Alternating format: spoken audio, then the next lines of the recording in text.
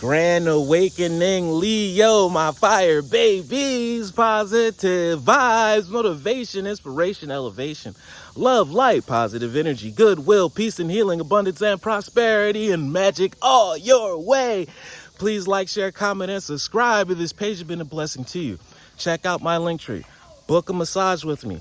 Check out the ebooks, the music, the NFTs. There are great products over there.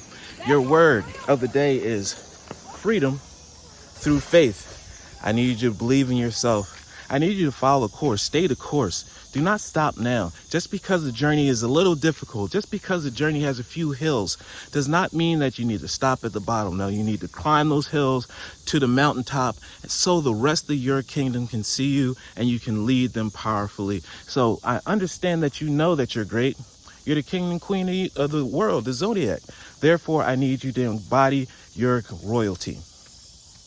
Believe in yourself. I calm my thoughts and rise above fear. I free myself of all doubts. I am trusting my doubts to God. He's on your side. You've already won. I have the faith in God's perfect timing and placement. You're in the right place, right time, doing the right things. And I trust his will and his freedom. Love one another. Be kind to one another. Love yourself. I love you too.